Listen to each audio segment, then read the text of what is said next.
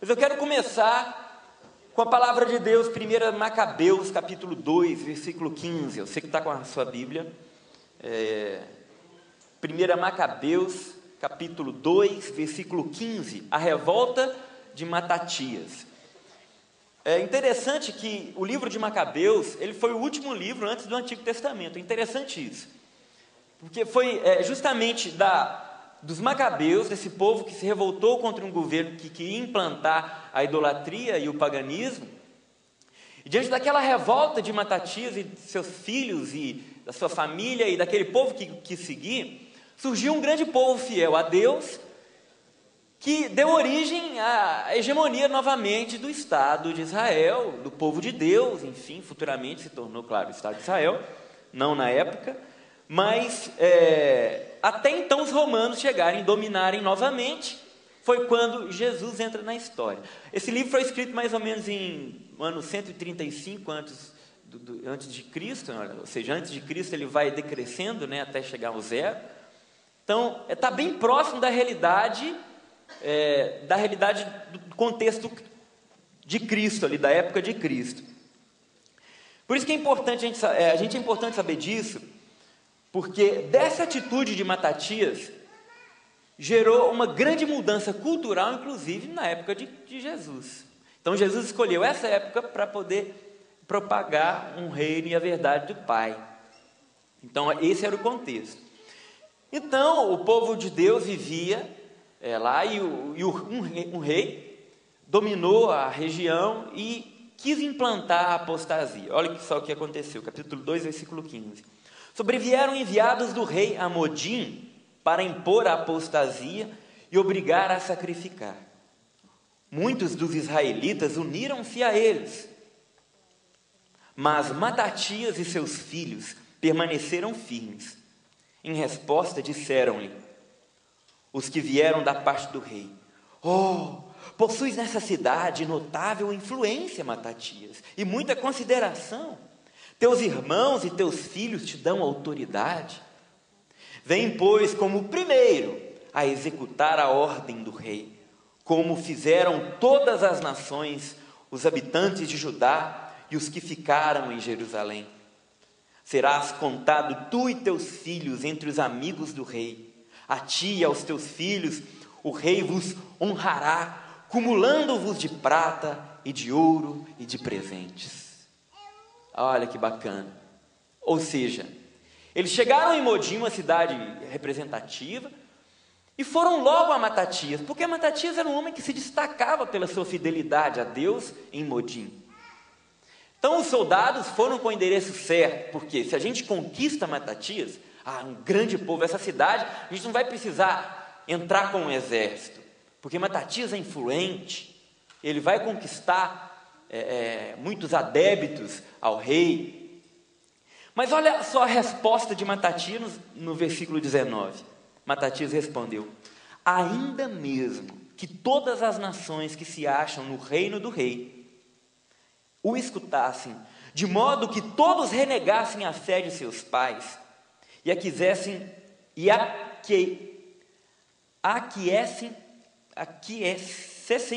as ordens, eu, meus filhos e meus irmãos perseveraremos na aliança concluída por nossos antepassados.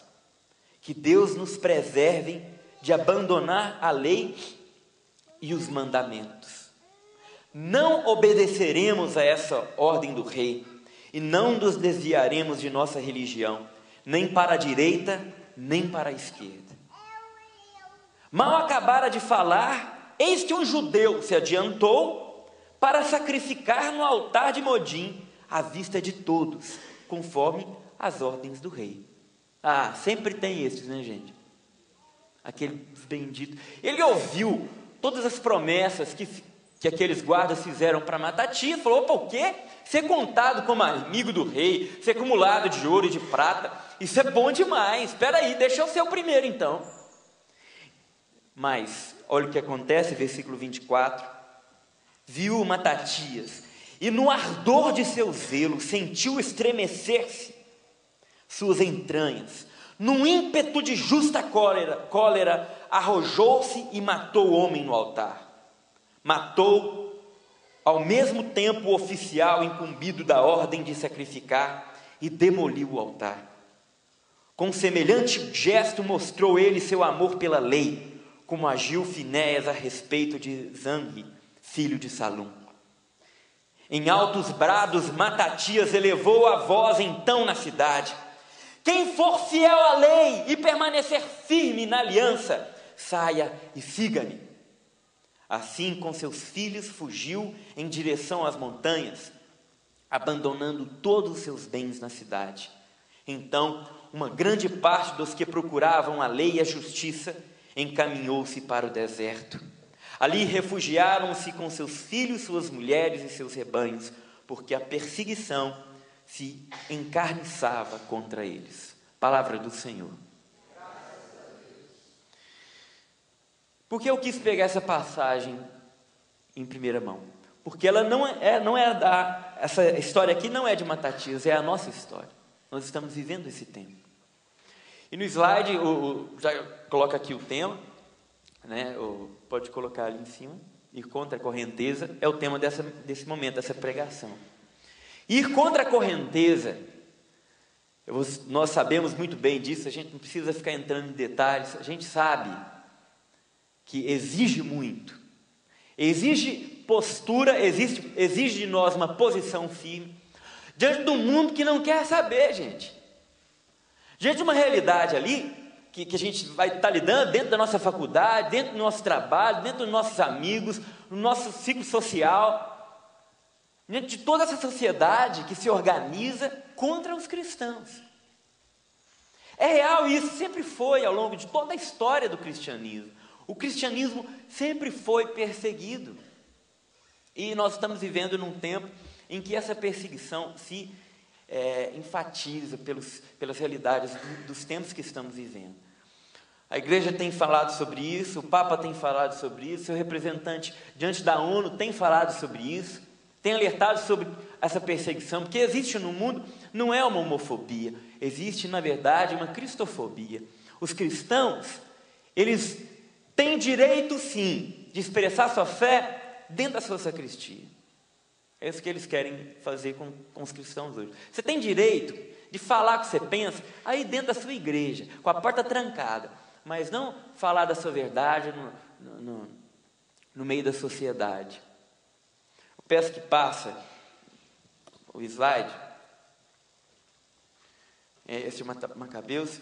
Então, são duas correntezas, que a gente está indo contra a correnteza, que hoje o Papa sempre enfatizou ao longo do seu pontificado, que é o secularismo radical e a ditadura do relativismo. Vocês vão encontrar talvez alguns erros de português aqui, porque eu estava com muito sono quando eu fiz isso aqui.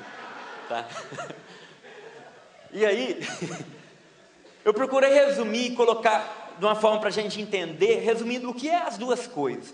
Gente, existem consequências dessas duas mentalidades que eu vou abordar daqui a pouco, nesses slides também. Mas primeiro, o secularismo radical. O que seria isso? A exclusão de todo aspecto religioso na vida civil, inclusive anulando a própria pessoa religiosa de qualquer influência social. A liberdade religiosa fica gravemente ameaçada. A posição da igreja precisaria se restringir à sacristia e não poderia interferir em nenhum assunto que não fosse religioso. Portanto, a igreja e seus religiosos não teriam o direito de interferir em assuntos como aborto, eutanásia, política, ética, moral, temas sociais, enfim, excluídos dos debates públicos. É isso que eles querem, essa mentalidade, esse secularismo que hoje impera e domina. E também a ditadura do relativismo, também esse termo muito bem empregado pelo hoje Papa Bento XVI, mas então antes, quando ele era cardeal. Nada reconhece como definitivo, ou seja, não existe uma verdade. É uma cultura dominante onde só o que é válido e aceitável é a mentalidade de se deixar levar de um lado para o outro ao sabor de toda espécie de ventos doutrinários e desejos. Logo, crer numa doutrina sólida e imutável é rotulado como fundamentalismo, por isso, não tolerado. Não existiria uma verdade, cada um acredita em sua própria verdade e está tudo bem. Isso a gente experimenta hoje. Eu sei, você que é universitário, você que está inserido na missão, você que está aí nas pastorais, no seu grupo, você sabe que você tem sofrido isso. Isso aqui não é novidade para ninguém, né? A gente tem enfrentado uma onda e é nadar contra a correnteza mesmo. Agora, nós estamos totalmente contra esse tipo de doutrina, de pensamento. A gente acaba sendo o patinho feio da questão, porque como pode, em pleno século XXI, jovens aderirem a uma doutrina tão antiga e tão rígida como essa do Papa? Meu Deus do céu, um catecismo da Igreja Católica, o jovem abraçar, isso é loucura. Vai contra essa mentalidade, essa ditadura relativista, onde não importa a verdade. Gente, a verdade é uma, ela é uma. Não existe várias verdades sobre aquele ponto, existem pontos de vista. Ponto de vista que significa é a vista de um ponto.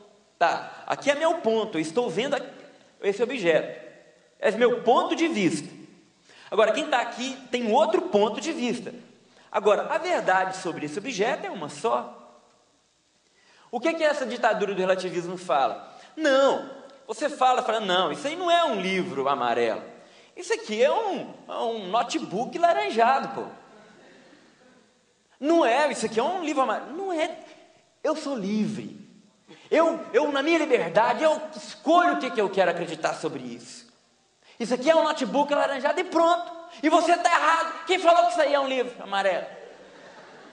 Essa é a mentalidade, gente, é loucura, mas essa é a mentalidade que está vigente hoje no mundo. E quem adere a uma doutrina, quem fala que não, eu sou católico de verdade, eu sou católico para valer, eu amo a minha igreja, eu acredito no que a igreja fala, e eu abracei de corpo e alma o que a igreja me ensina, é um sinal de contradição no mundo de hoje relativista. E também diante dessa cultura secularista, né? A opinião do cristão, como se cristão não fosse cidadão, né? Não tem direito. Hoje os cristãos se manifestam, os jornais não cobrem as manifestações dos cristãos, a posição dos cristãos.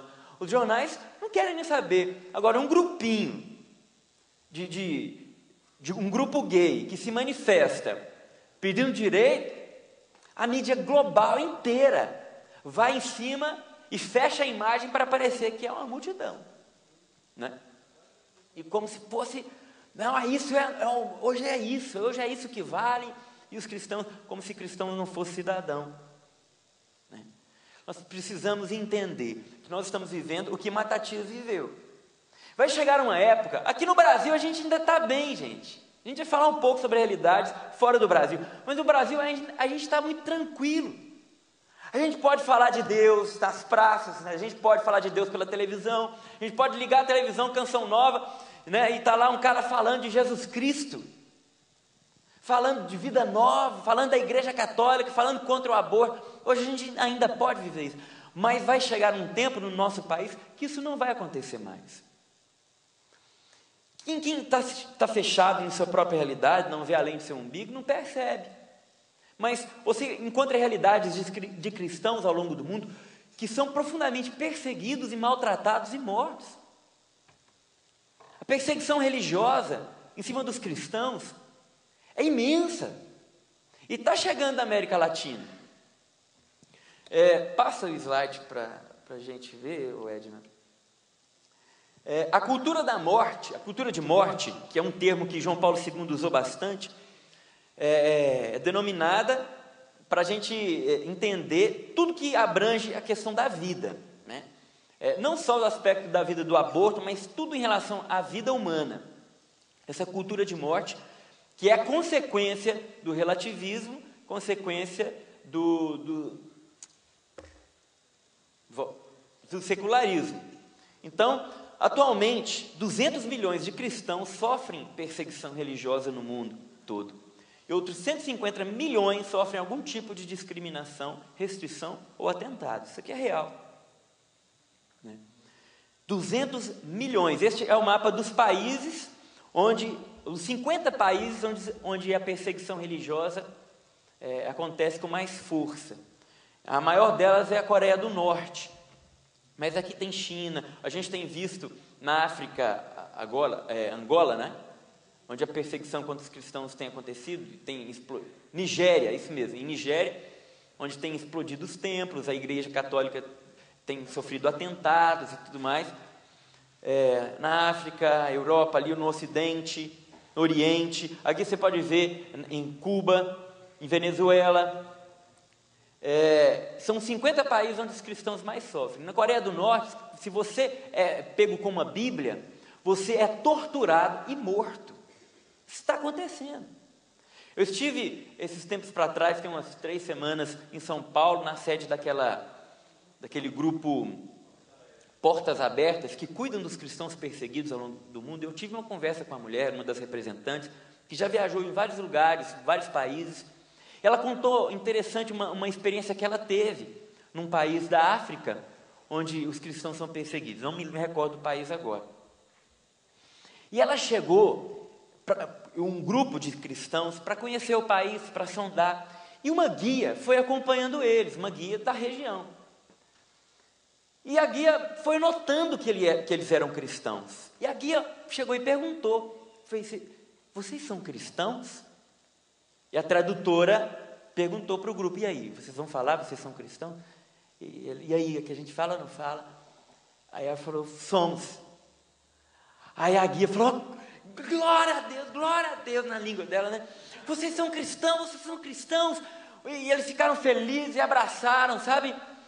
E aí, ao longo da conversa e ao longo do passeio deles, a guia foi só perguntando, e chegou em determinado momento que ela virou para ela e falou assim, eu queria ser como vocês.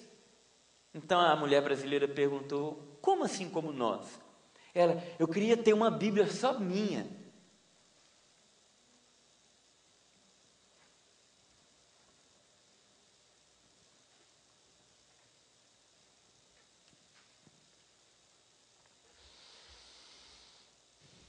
No final da peregrinação, lá da viagem deles, eles fecharam e deram uma Bíblia de presente para ela.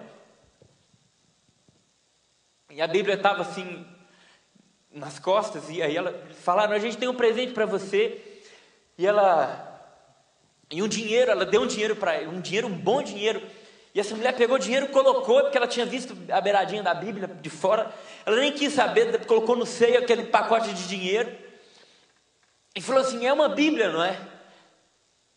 Aí ela, é uma Bíblia. Quando deu a Bíblia para essa mulher, na língua dela e tudo, essa mulher ajoelhou e chorou com a Bíblia encostado no peito, e agradeceu e falou, meu sonho era ter uma Bíblia, meu maior sonho. Uma mulher que não pode falar que é cristã em seu país. Não pode expressar sua fé. São 200 milhões de cristãos que vivem esse tipo de perseguição. E que sofrem, meus irmãos, sofrem na pele. Na China, onde você não pode expressar sua fé. Onde os cristãos são fervorosos, os católicos são fervorosos e amam profundamente o Papa. Eu ouvi uma entrevista ontem de um padre chinês que há mais de 20 anos vive no Brasil, e a Canção Nova Notícias também entrevistava esse padre, e ele falava que na China os cristãos têm a liberdade religiosa restringida, você não pode expressar sua fé, é reunido nas casas, em catacumbas, como no início do cristianismo, para fazer as celebrações, para ter padres, para ter ordenações. E como é sofrida a realidade desse povo. Talvez vocês viram um homem que deu notícia também nas grandes mídias, de um chinês que estava preso, ele era cego, e ele conseguiu fugir da sua prisão domiciliar, porque ele denunciou os abusos na China, que pegam as mulheres e fazem o aborto a força nas mulheres que têm o seu segundo filho, por causa da lei do filho único. Ele, como cristão, denunciou essas questões.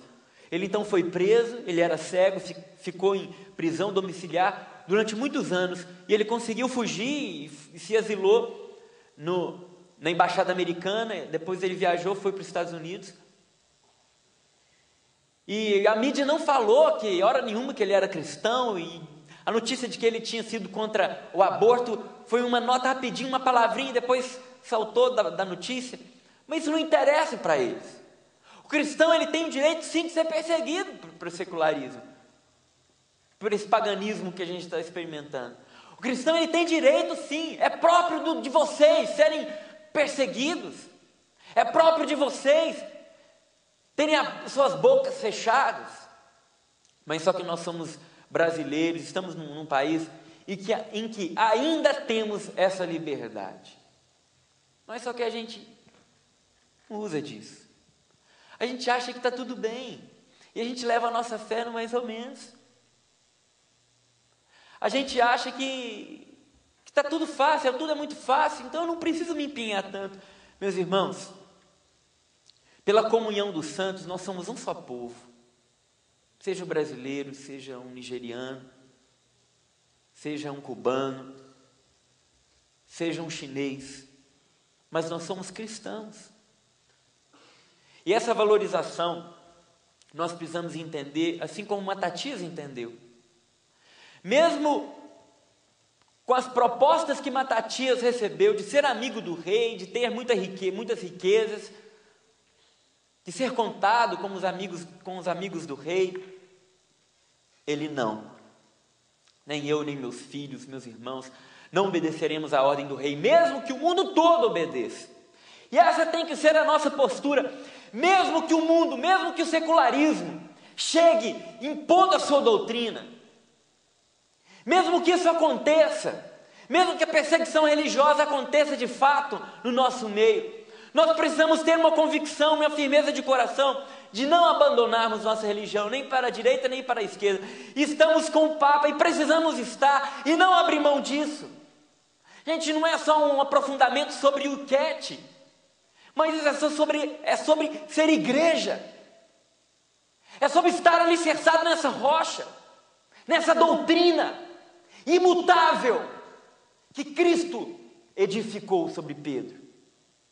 É isso, não é questão apenas de um livro amarelo que você vai andar com ele para onde você for, não, mas é um coração ardoroso, fervoroso, fiel, constante e perseverante nessa mesma doutrina, um coração apaixonado pelas coisas de Deus e pela doutrina da igreja.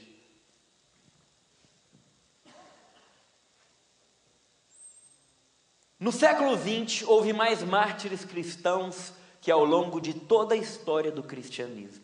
Se considerarmos as vítimas dos campos de concentração nazista, da perseguição comunista, do genocídio de Camboja, da China durante a Revolução Cultural, esse diretor, Christian Ward, que é desse livro da Loyola, e é um pesquisador também, calcula que desde o tempo de Cristo até hoje houve uns 40 milhões de mártires, dos quais 26,7 milhões somente no século XX. Portanto, o século dos mártires. E no século XXI continua. O Papa já falou, o Papa Bento XVI, o século XXI continua sendo o século dos mártires. Mais do que toda a história do cristianismo.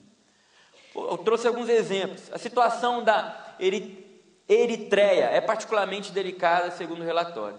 Em agosto de 2007, as autoridades ordenaram à Igreja Católica que entregasse ao Ministério da Seguridade Social e Trabalho todas as suas instituições e organizações sociais, como colégios, hospitais, orfanatos e centros educativos para mulheres.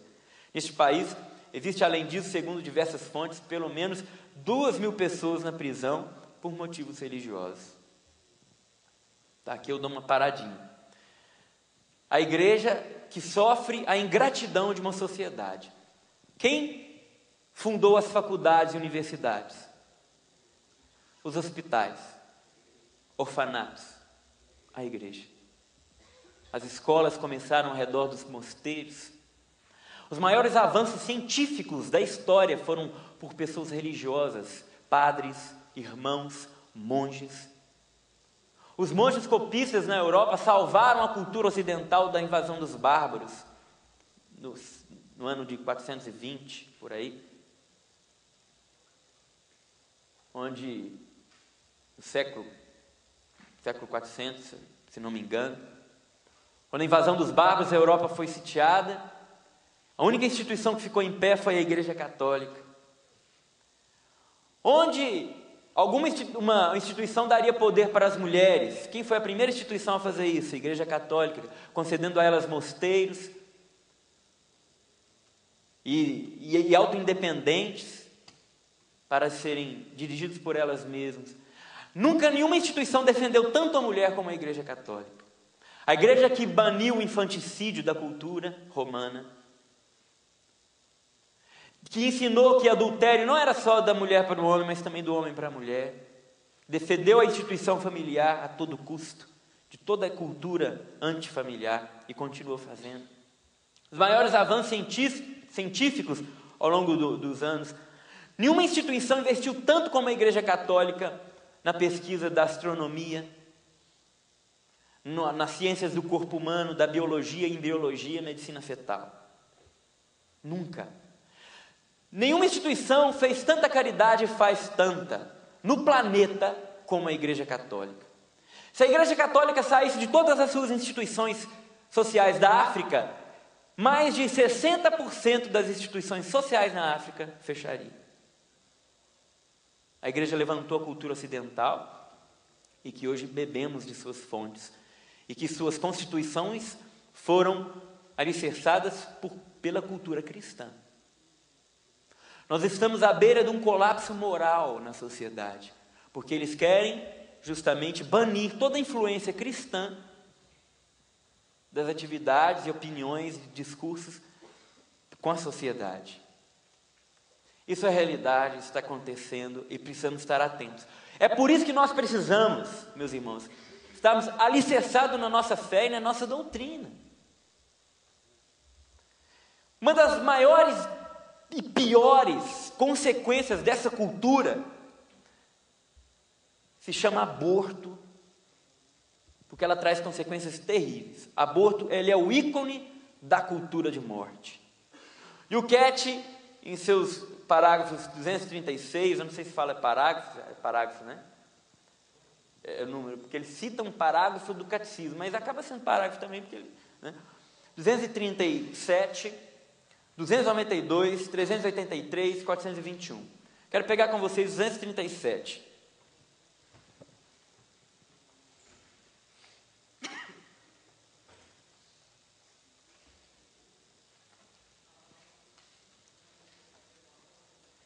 Vou me deter agora um pouco sobre essa cultura de morte.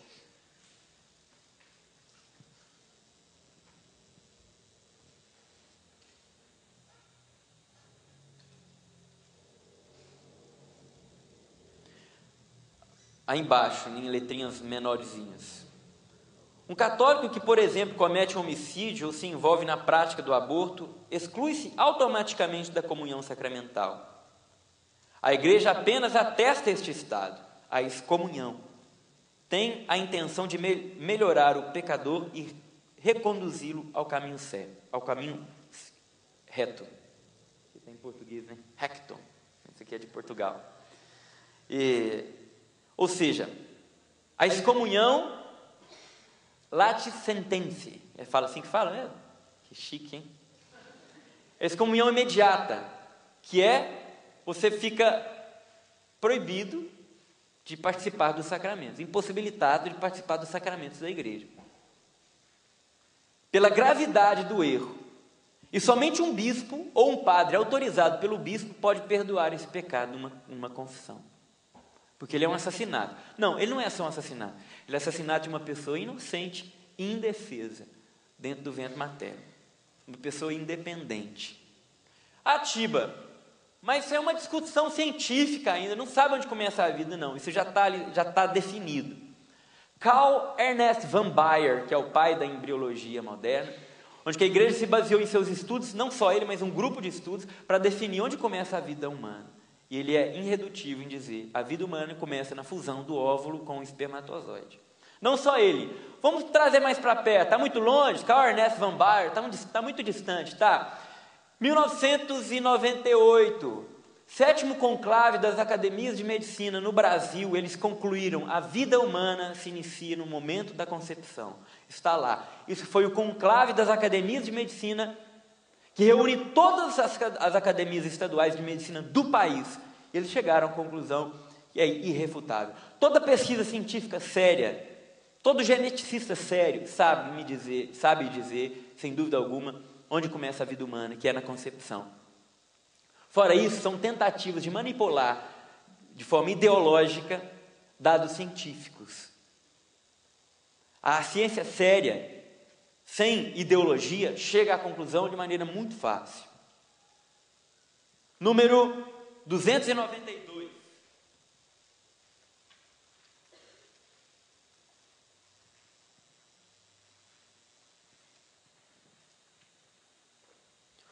O fim não justifica os meios.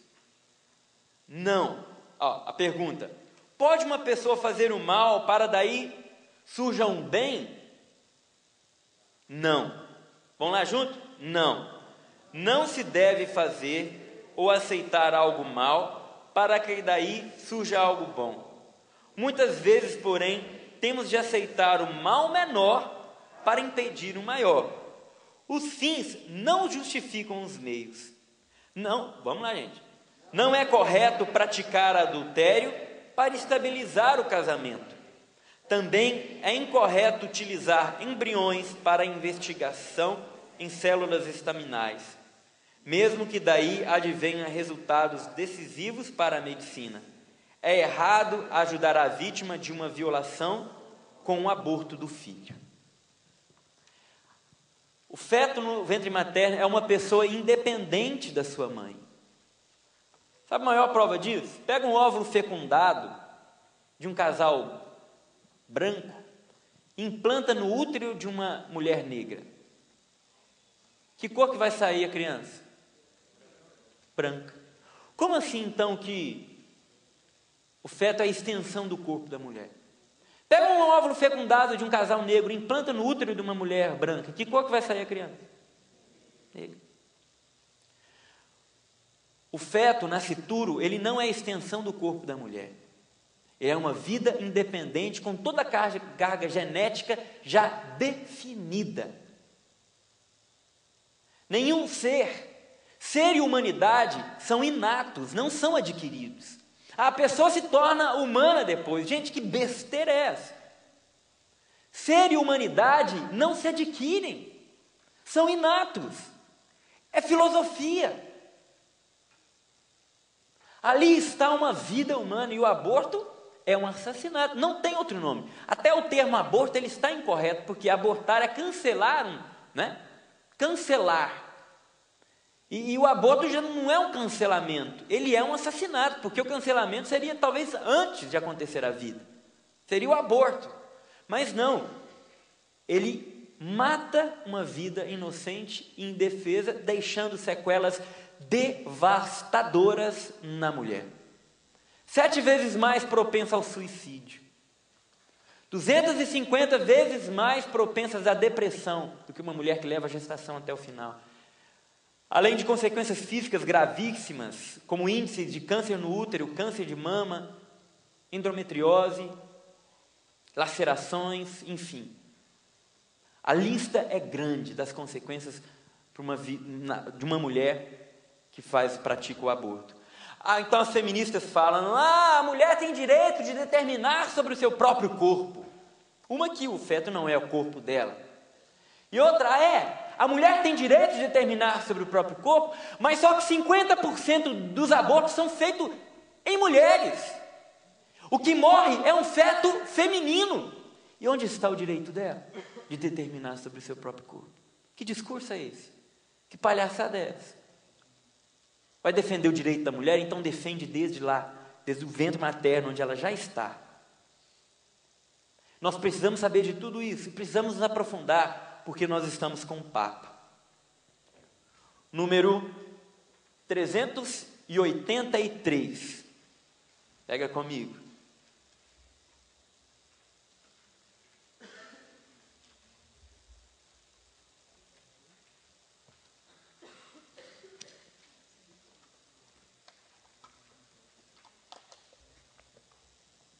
Foi? Por que não é aceitável o aborto em nenhuma fase do desenvolvimento embrionário? Vamos lá? Juntos. A vida concedida por Deus é uma posse direta, é sagrada desde o primeiro instante e deve ser preservada de qualquer atentado humano. Antes de se formar no ventre materno, eu te escolhi. Antes que saísse do seio da tua mãe, eu te consagrei. Só Deus é o Senhor da vida e da morte. Nem sequer a minha vida me pertence. Cada criança tem direito à vida desde a sua concepção, desde o início. O nascituro é uma pessoa própria, cujo círculo de direitos ninguém deve violar, nem o Estado, nem o médico, nem mesmo a mãe. A posição da igreja não é carente de misericórdia. Aliás, ela pretende alertar para os danos que são causados à criança morta, aos pais e a toda a sociedade, e que nunca mais poderão ser reparados. Proteger a vida inocente pertence às mais nobres tarefas do Estado.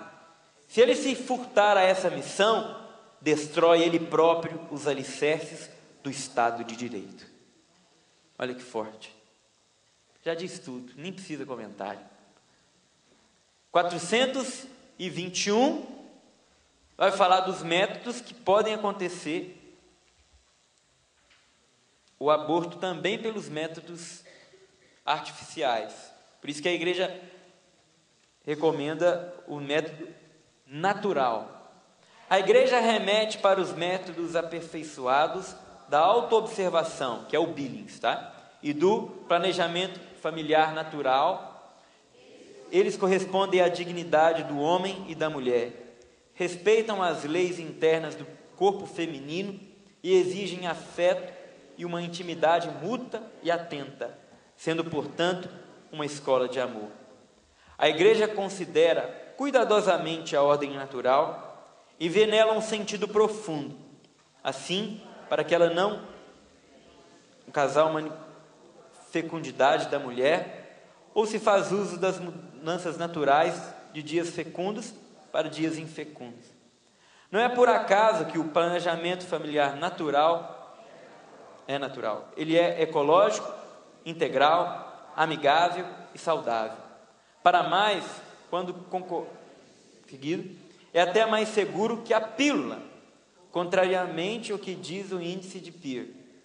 Pelo contrário, a igreja rejeita os meios artificiais de regulação da procriação, que inclui-se os meios químicos, pílula, os mecânicos, preservativo, aspiral, etc., e os cirúrgicos, esterilização, os quais intervêm de forma manipulativa na unidade total da união entre o homem e a mulher.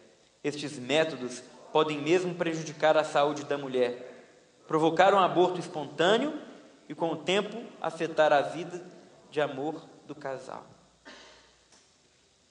E se a vida começa na concepção, eliminar uma vida depois de fecunda decorre em aborto. Por isso alguns métodos artificiais são tão nocivos, né? Como o DIU, por exemplo, e que chega a acontecer a fecundação em alguns casos, e ele elimina, não deixa a implantação, e alguns métodos como a pílula do dia seguinte, que ele não permite a implantação do óvulo fecundado na parede do útero. Já houve a fecundação. O que o governo está fazendo, distribuindo pílulas do dia seguinte, na verdade é distribuindo pílulas abortivas, sendo que no Brasil o aborto não é legalizado. Pode passar. Em nome da política do filho único, China faz abortos forçados em mulheres que não podem pagar multa por segundo filho. A foto a seguir é de uma mulher que é o lado leva seu filho morto no 7º mês de gestação pelo governo chinês, que a levou e fez o aborto forçado. Essa foto aqui.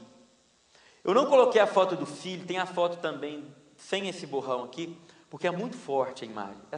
Talvez vocês tenham acompanhado essa notícia que repercutiu agora há pouco, dentro de uma semana. Na China, na política do filho único, acontece o seguinte: quando a mulher passa da cota, que é um filho, é imposto a ela uma multa de aproximadamente $6.000. Se ela não tem condição, o governo pega essa mulher e leva para ela, faz o aborto nela provocado de forma forçada. Essa mulher era uma mãe que está sedada.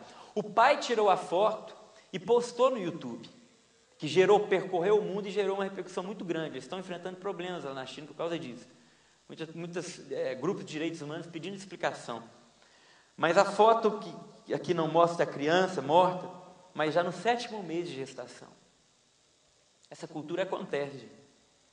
E ela está prestes a acontecer também no nosso país.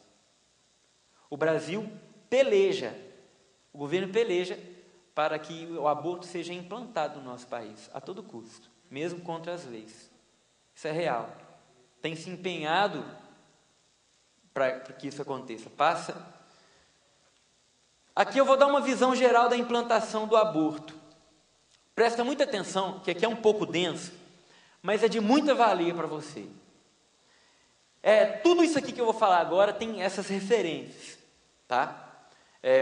Um documento da CNBB Regional Sul 1, elaborado pelo grupo da CNBB, também pela encíclica do Papa, Caritas in Veritate, um texto chamado Aborto e Sua Legalização, do professor Humberto, que ele é ex-consultor da Organização Mundial da Saúde, consultor legislativo do Senado Federal e membro vitalício e consultor da Pontifícia Academia para a Vida, nomeado por João Paulo II. Não é fraco não, né? Assim como o texto Ubi PT Ibi Abortus é do padre Luiz Carlos Lodge, que é o maior ativista pró-vida que hoje nós temos no nosso país. Respeitadíssimo hoje no país, onde ele vai. Pode passar. Começa citando 2 notícias. A legalização do aborto pelo STF, de crianças com anencefalia, que foi um absurdo moral, inclusive extrapolando o seu poder, porque o STF não tinha o poder de fazer. Quem tinha que discutir essa questão era a Câmara Legislativa, era o Poder Legislativo, e não o Judiciário. Eles entraram, agora alguns deputados entraram com um pedido para cassar isso aqui, porque isso aqui está sendo contra a lei. Hoje no Brasil existe um ativismo legislativo, você vai poder falar muito mais do que você sabe, né? Nesses trâmites aí. Existe um ativismo judiciário, onde o Poder Judiciário está extrapolando as suas funções. Pode passar. E a outra notícia dupla de especialistas defende o direito de assassinar também o recém-nascido. Foi publicado uma revista conceituada nos Estados Unidos. Foi Reinaldo Azevedo, é um colunista da Veja, ele comenta sobre isso. E nessa revista científica, gente, estes dois, matéria publicada em grande revista científica, eles defendem que a criança, eles falam algo certo, que é o seguinte: não existe diferença substancial entre uma criança no ventre materno e uma criança logo após o seu nascimento. Logo, se o aborto aqui nos Estados Unidos é permitido, nós também temos que legalizar o infanticídio. Né? Não existe, a mãe tem o direito de matar a criança, até porque a mãe que fizeram um exame pré-natal para tentar descobrir se o filho, por exemplo, tem síndrome de Down, esses exames são falhos. Em tantos por cento dos casos, eles são falhos e a mãe não vai saber se tem mesmo a síndrome de Down ou não. Então pode ser que a criança nasça com síndrome de Down. E a mãe então teria o direito de assassinar o seu filho logo que nascesse. Ou ela, ou um médico, ou um responsável pela família. Porque não existe, e eles estão certos, não existe mesmo diferente. Mas só que ao constatar isso, em vez de defender então o nascituro, eles optaram de estender o absurdo para crianças renascidas. Eu fico imaginando quando o meu neném nasceu, o Bento, que emoção, gente, quando tirou o Bento, aquele choro dele. Claro, eu chorei. E naquele momento eu filmei tudo. Ainda vou postar isso, eu vou fazer uma ediçãozinha, você vai ver, vai ficar legal. Quando nasceu, a Deia chorando lá. E quando ele chorando, quando ele aproximou, o Bento aproximou da Deia, assim, o médico pôs, ele parou de chorar na hora, enquanto encostou. Na hora, assim. Eu fiquei doido, aí ele foi para a maternidade, eu acompanhei, fiquei com medo deles trocarem na maternidade. Coisa de pai, né? Tem estranho, né, cara? Cara, sei lá, eu já vi notícia, eu falei, eu não vou arriscar, não vai ser comigo. Eu fui filmando, eu fui com a roupa, tudo, aqueles trem, tudo, eu fui, nem aí, saí do centro, fui lá para a maternidade, fiquei olhando, esse aqui que é o meu, fui seguindo a mulher. Aí deu banho, acompanhei, deitou lá, quando enrolou na mantinha, eu falei, tá tranquilo, agora não tem jeito de escapar, aquilo é a incubadora 3, com a mantinha azul, tá, beleza. Aí eu fui pro quarto, gente, eu sentei no quarto, só estava eu, a Déia ainda estava esperando lá, sair anestesia, que estranho. E aí, eu entrei no quarto, mas eu chorava, eu punha a mão na cara assim, eu chorava e berrava, eu punha a mão na cara, eu falei, eu não acredito, que beleza, que bênção, e chorava, e de vez em quando, naquele choro, a baba descia também, de vez em quando saiu, obrigado, Senhor, obrigado. Quem vê aquilo, quem já viu, sabe o que eu estou dizendo, sabe do milagre, quem tem coragem de matar uma criança no ventre materno, também é a mesma realidade do que matar uma criança que acaba de nascer, não tem diferença nenhuma. Por isso que o aborto hoje é um assunto dos mais sérios e importantes que existe, é um dos temas mais sérios e que se encontra tão poucas pessoas para defendê-lo, até no meio cristão. Mas por causa do secularismo, eles querem reduzir o assunto ao âmbito religioso, mas só que não é âmbito religioso. Os religiosos que abraçaram a causa, mas antes de tudo, é uma defesa pronunciada por uma pronúncia, um argumento científico, antes de qualquer coisa. Antes de tudo, é a ciência que define que havia ali já uma vida e um ser humano.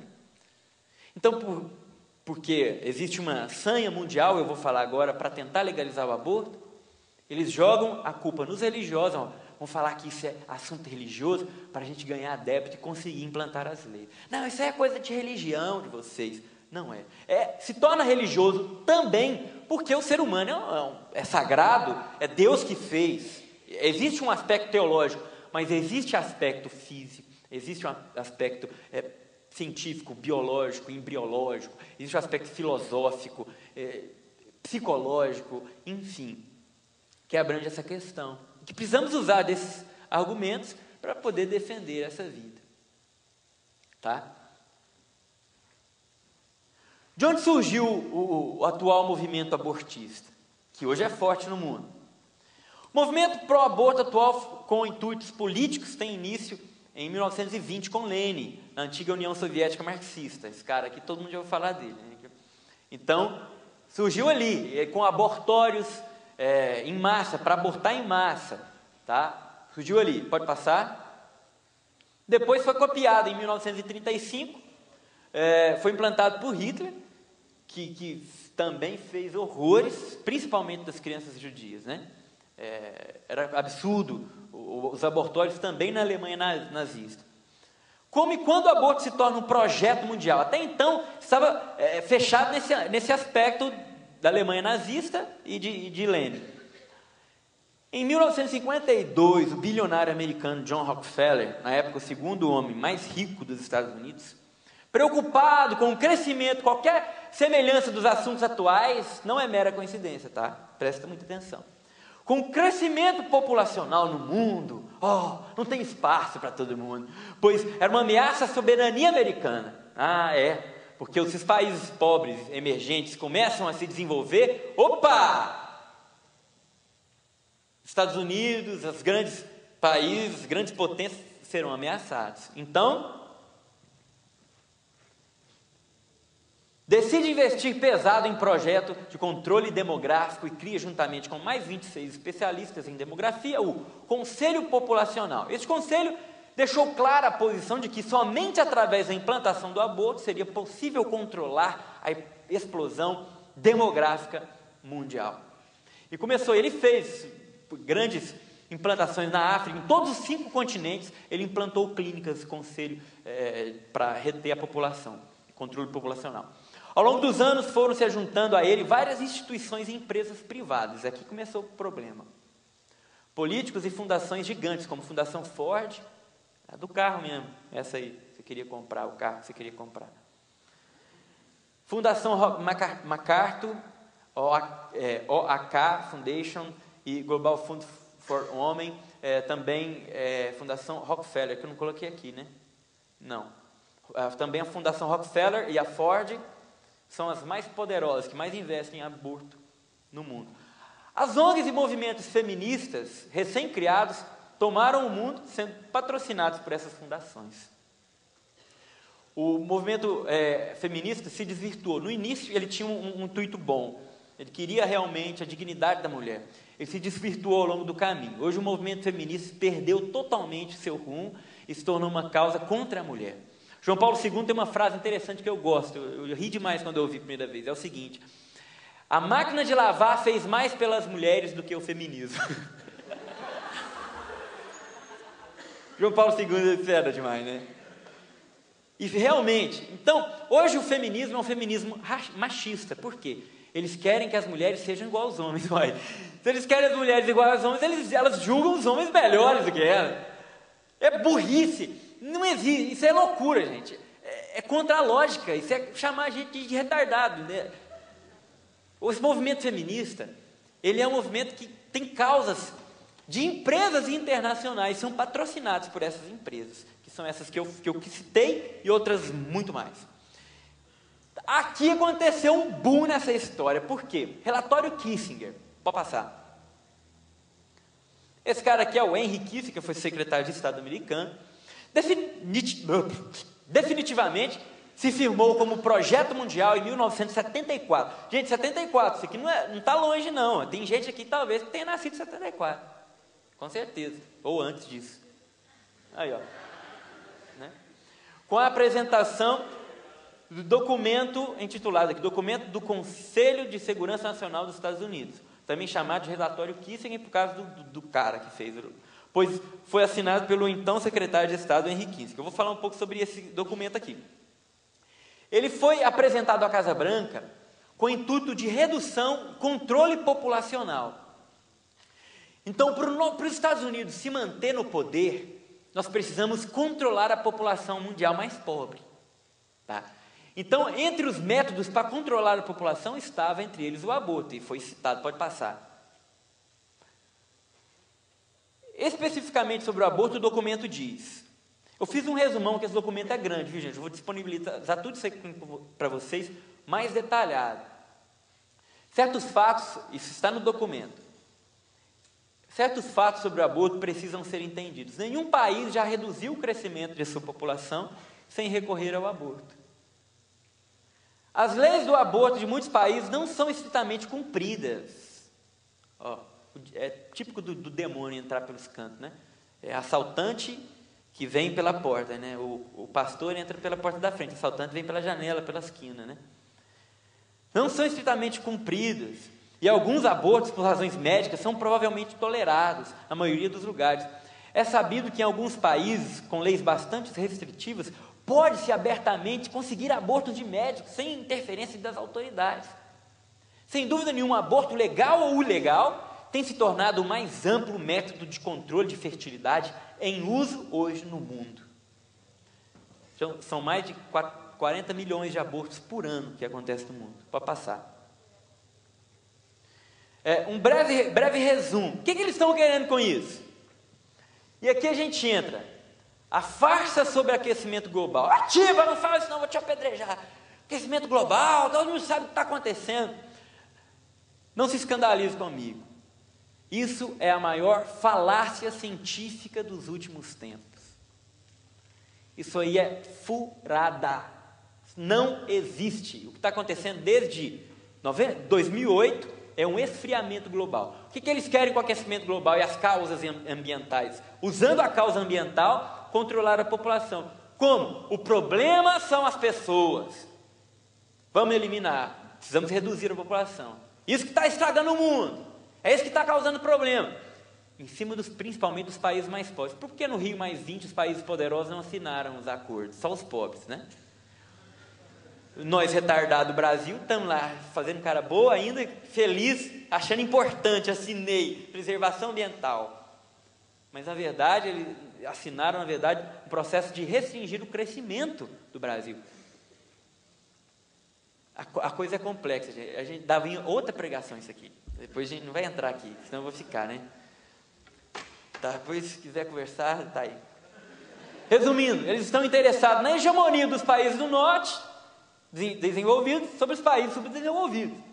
O desenvolvimento dos países mais pobres é uma ameaça para eles. Eu explico, para que os países do norte continuem sendo potências mundiais, precisam que os países pobres não se desenvolvam e continuem dependentes e submissos a eles, fornecendo suas riquezas em vez de consumi-las, riquezas minerais, enfim. Obviamente, esse é o motivo dos países em desenvolvimento não poderem crescer também em número de habitantes, razão pela qual se explica o controle populacional ou controle demográfico. O número de gente não é desculpa para a falta de crescimento. Olha a China aí, maior potência mundial para se tornar. Lá tem um chinês para cada centímetro. Existe pinhocado lá. E essa potência, economicamente falando, questão moral é um desastre.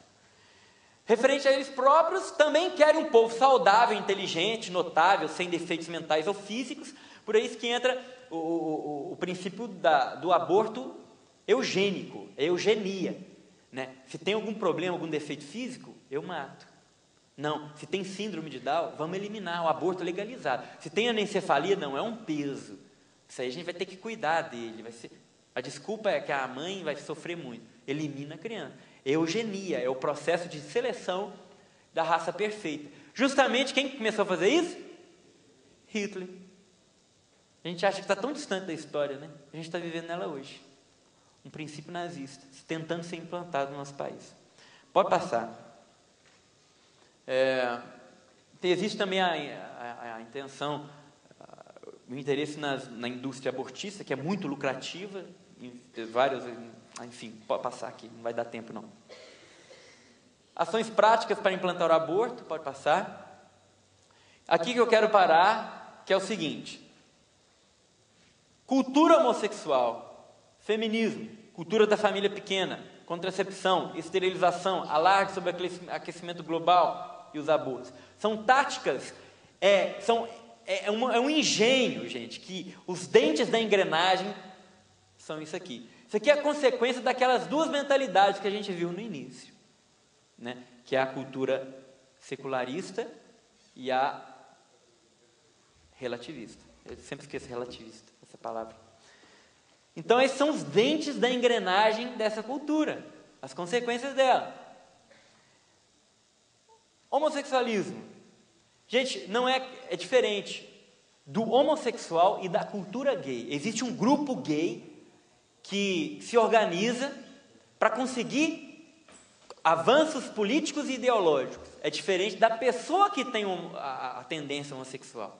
Essa pessoa, ela é querida, amada, respeitada, ajudada, vai ser salva pela graça, e como todos nós somos pela graça.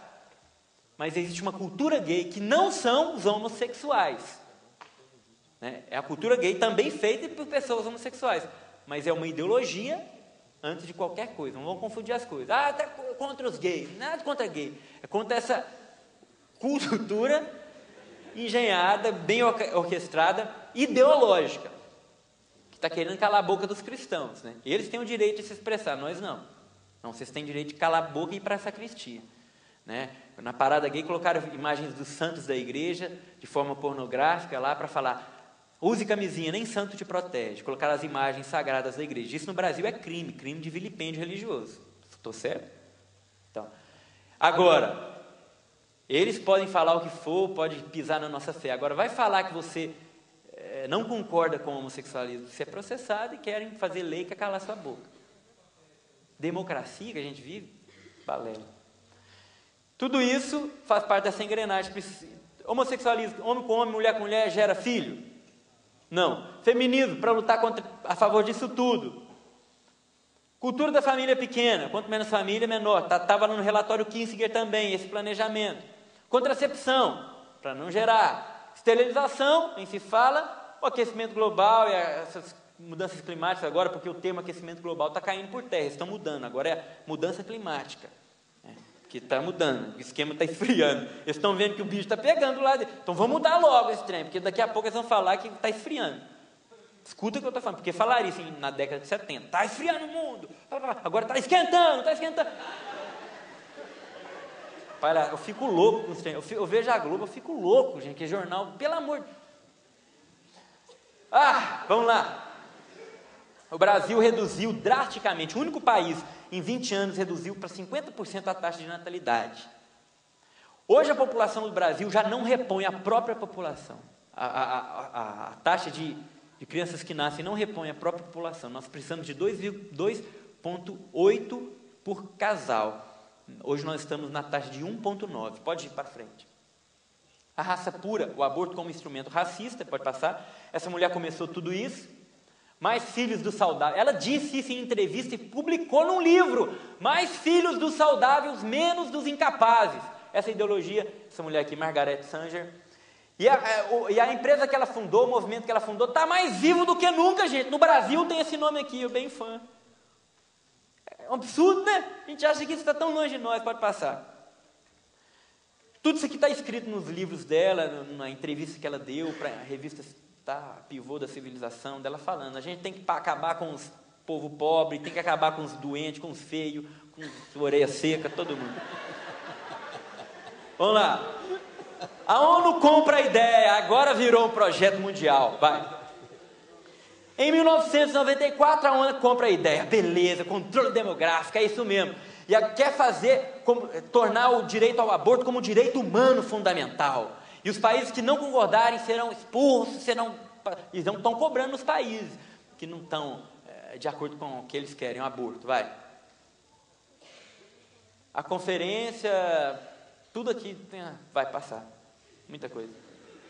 A denúncia do Papa, aqui agora que eu finalizo com esse momento aqui, para a gente ver o nosso vídeo. A gente fica achando, não, isso aí é coisa de internet, Tiba. Isso aí é coisa que as doidas que põem lá, e põem aquela música no fundo, e lá. Esses maluco. É maluco? Então olha aqui o que o Papa falou na encíclica Caritas in Veritate, parágrafo 28, é o Papa Bento XVI, do Catecismo, do livrinho amarelo, Não só a situação da pobreza provoca ainda altas taxas de mortalidade infantil em muitas regiões, mas perduram também em várias partes do mundo práticas de controle demográfico por parte dos governos, que muitas vezes difundem a contracepção e chegam mesmo a impor o aborto. Nos países economicamente mais desenvolvidos, são muito difusas as legislações contrárias à vida, condicionando já o costume e a praxis e contribuindo para divulgar uma mentalidade antinatalista que muitas vezes procura transmitir a outros estados como se fosse um progresso cultural. Também algumas organizações não governamentais, Ford, Rockefeller, MacArthur, enfim, trabalham ativamente pela difusão do aborto, promovendo nos países pobres a adoção da prática da esterilização, mesmo sem as mulheres o saberem. É o Papa dizendo, gente. Além disso, há uma fundada suspeita de que, às vezes, as próprias ajudas ao desenvolvimento sejam associadas a determinadas políticas de saúde que realmente implicam a imposição de um forte controle dos nascimentos. Igualmente preocupantes são as legislações que prevêem a eutanásia e as pressões de grupos nacionais e internacionais que reivindicam o seu conhecimento jurídico. Passou. O Brasil, como porta de entrada da América Latina, passou. Esse aqui é o médico Dr. Morte, que se converteu ao cristianismo. Ele tinha uma clínica de aborto, ele fez aborto até do próprio filho, fez aborto na própria mulher. Ele fundou a Nadal. Ele e um grupo conseguiram a legalização do aborto nos Estados Unidos. É o ícone da morte nos Estados Unidos. Ele se converte e denuncia a tática dos abortistas. Primeiro, a tática de ganhar a simpatia dos meios de comunicação, a tática de atacar o catolicismo, a tática de denegrir e suprimir toda a evidência de que a vida se inicia na concepção. Até hoje é a mesma tática. Pode passar. O governo Lula abraça esse projeto. Eu não estou falando nada de ideológico, estou falando, o governo, olha Lula, você não gosta do Lula, não tem nada a ver com Lula, não tem nada contra o Lula, a favor também não. Mas o governo tomou algumas medidas para que o aborto fosse implantado no nosso país. Isso é fato, e contra fatos não há argumentos. Pode passar. Aqui eu cito cada um deles, desde 2004, 2005, abril, maio de 2005, agosto de 2005. E em setembro de 2005, o governo apresentou ao Congresso um projeto de 1135/91, de autoria do deputado José Genuíno, que propunha a descriminalização do aborto até o 9º mês de gestação e por qualquer motivo. Foi proposto. Pode passar? Aqui é o histórico do governo na tentativa, pode passar? Na tentativa de implantar, isso aqui é fato. E agora, qual que é a data ali? Junho, que mês que a gente está? Então foi o mês passado? Olha, o Ministério da Saúde apresenta uma nova estratégia para promover o aborto. O sistema passará a acolher as mulheres que desejam fazer o aborto e as orientará sobre como usar corretamente os abortivos químicos, garantindo em seguida o atendimento hospitalar, e serão criados centros de aconselhamento para isso. Então, vem cá, você quer fazer aborto, mulher? Então faz o seguinte, você vai na farmácia, compra esse medicamento, vai lá, se vira, faz o aborto, depois você corre aqui, a gente ajuda a acabar de tirar. Isso não é tentativa de legalizar? Se não é, eu não sei o que é. A notícia boa é que mais de 82% da população brasileira é contra o aborto, e está subindo, Vox Populi, e assim vai. Né? Essa taxa hoje já está maior. Né?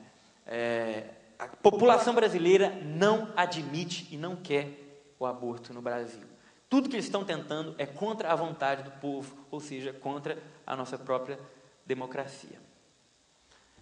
Agora eu coloco o vídeo para terminar. Queria que vocês... Apagou a luz já, né? Já